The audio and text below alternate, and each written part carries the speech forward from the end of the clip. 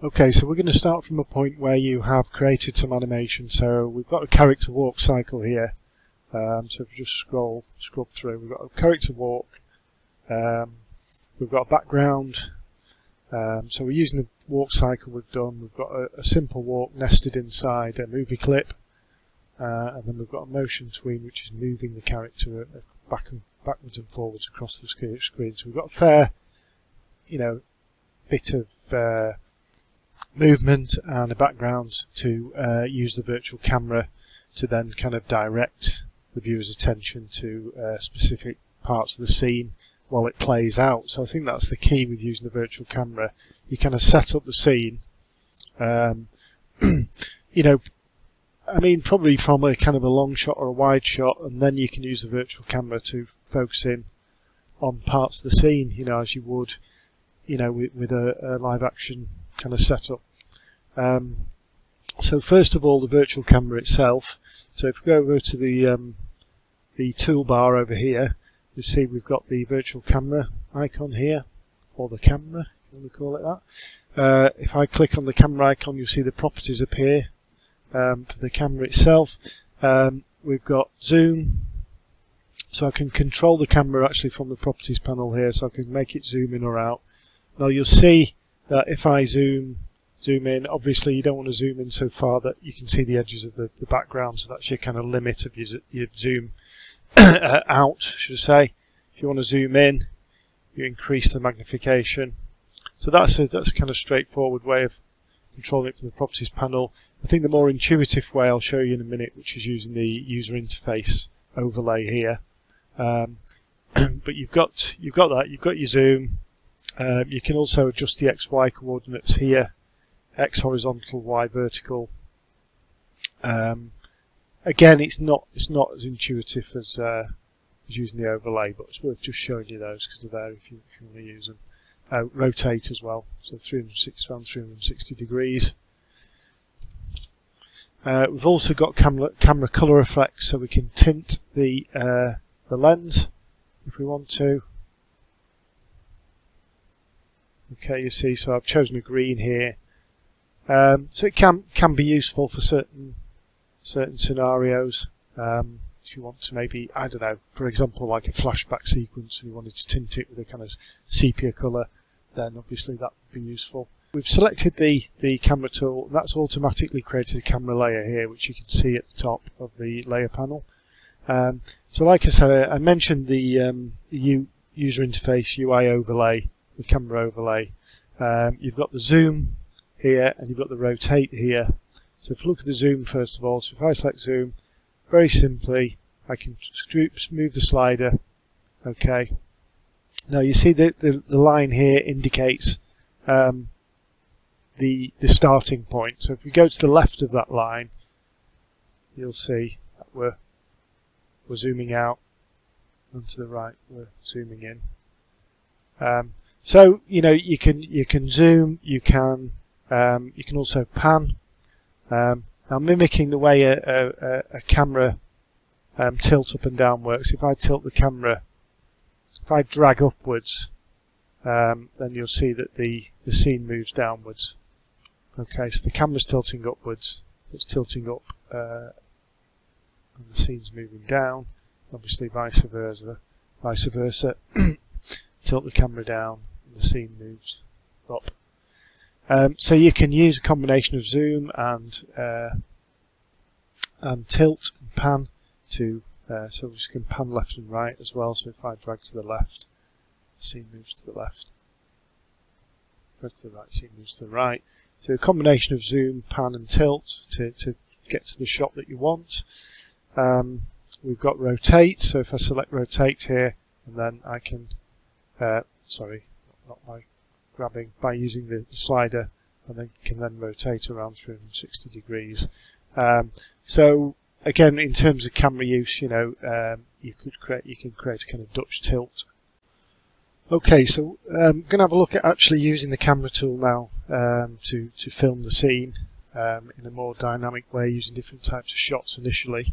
So another really useful thing here, because this just helps you to to get a sense of how the shot's going to look to the viewer is this tool up here. So it's basically like a clip tool, and it clips all the surrounding area, so it gives you a clear view of what's visible through the camera lens, which is really useful.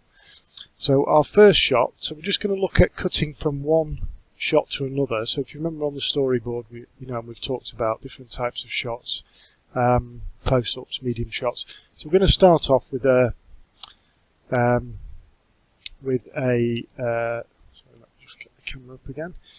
With a close-up, as close up as we can get here. So obviously I'm limited if I try and put them centre stage at the moment, because my background ends here, then obviously I'm limited. I could always go back and alter the original artwork, that's the beauty of this, and add some more background there if I wanted to have the initial close-up in the centre, that's fine. Got those options, but I'm going to work with what the asset I've created. And I think it is, if I just show this again, I think it is really important to think of this, think of kind of live action as a bit of an analogy, where you've got your scene set up, you've got your scene, you've got your location, you've got your actors, and then you're choosing where you position the camera in relation to the action that's happening, that the actors are acting out. So again, I'll just crop that down. So we've got our close-up at the beginning. So say on your storyboard you've started off with a close-up, and your close-up, obviously I've animated some movement in here, so he's going to move off camera there. But then maybe in my storyboard I've planned, so I'm on 10 frames a second here.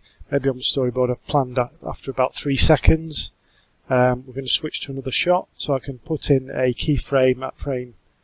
Well, actually, it'd be later than that, wouldn't it? It'd be that frame. No, sorry, it would be there, wouldn't it? Yeah. So after 3 seconds, I'm going to bring in another shot. So I'll put in the keyframe there, and then I switch to a new shot. So on this new keyframe, so I've got my first shot set up there. Walk across, and on this new keyframe, I'm just going to show the rest of the scene again. I think I'm going to have him centre screen again, but the camera's going to be more of a long shot, yeah. So I'm going to switch to a view of him so we see the full figure. Still got a fair amount of background in there. So we're switching. So again, if I crop, we're switching from that initial shot to a longer shot. Again, I can maximise that view to get a better idea. So there we go, close up to a longer shot. Obviously you can't see the walk animation because that's nested inside the movie clip here, if you remember. But if we test the movie, if we want to see the whole thing, we can press Control and Enter and just see how that plays out in the actual window with all the animation happening. So there you go, we can see the walk. So those are our 2 initial shots, okay? Now, I'm just going to zoom out a bit again. Now the other really useful thing here is, and at this stage, perhaps, we can experiment with a bit of this, which is camera movement. So say I decided, okay, between those 2 shots, I wanted some camera movement as well. So I've got the movement of the character. I also wanted the camera to move from one keyframe to another too.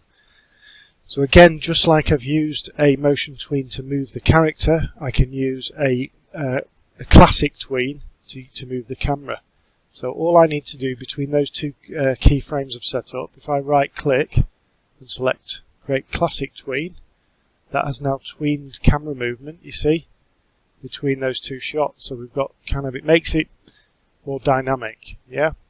It's not always appropriate. I think if you have too much of it, it can become a bit disorientating. You can have too much movement, but chosen correctly, we've got now camera movement between those 2 shots rather than a cut from one shot to another.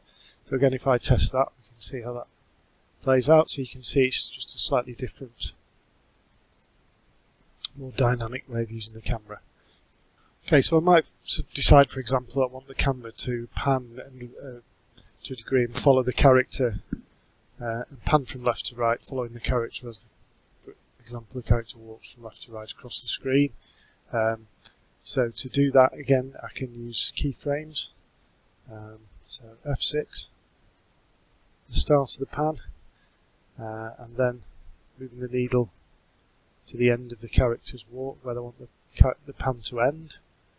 So I want it to follow him across the scene. So I'm putting the second keyframe at the end of the pan. So I can set that up. Now I think what I want to do, I want to zoom in a little bit because I want the camera to just follow him. And he's going to be still a kind of a long shot of him, but a bit more zoomed in.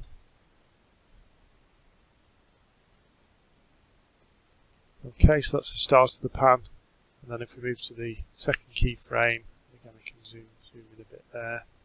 So I'm happy with that. So it's going to be not a kind of dynamic, the initial tween I showed you was essentially a zoom, but there was a little bit of a pan in there too. This is just going to be a pan from left to right. So now I can right click and put classic tween in between those two keyframes, and you can see as he moves across the scene, the camera, as he moves left to right, the camera moves left to right and follows him. Left to right pan. Okay, so the final thing I just wanted to show you was how you can control the pan itself as well through the movement of the camera by using something called the easing. So what you can do is easing basically means slowing down. So you can quite often ease in or ease out. So easing in is you can apply this to character movement as well. The movement starts off slowly and then speeds up, or starts off normal speed and then slows down, or starts off slowly, speeds up and then slows down. So I'm just going to show you how to apply this to this tween, the camera movement here. So if we click on the tween itself on the timeline, go over to Properties panel, and you see the tweening section here. Underneath there it says ease. Now if we click on, there are some presets here you can use. You can also select the edit button, and that allows you to create your own sort of custom made ease. So we're going to make the camera movement ease in, so it's going to start moving slowly, speed up a bit, then slow down again. So if I click on this first anchor point here and manipulate it using the handle, so you'll see that makes that movement slower, and then it speeds up as the line becomes more vertical. Then if I click on the final anchor point here, and again just slow that down, so we've got a slow ease in, speeding up, and then you'll see it becomes less vertical at the top and eases off at the end again. Okay, so again I can preview that. So you see the camera movement starts slowly, gets up to normal speed, and then towards the end of the pan slows down again.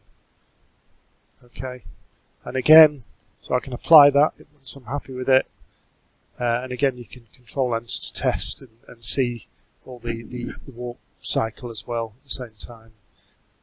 Okay, the final thing you might like to try, if you want to, at the end of a shot, if you want it for example, a common transition is to fade to black. So if you wanted to fade to black at the end of your scene, for example,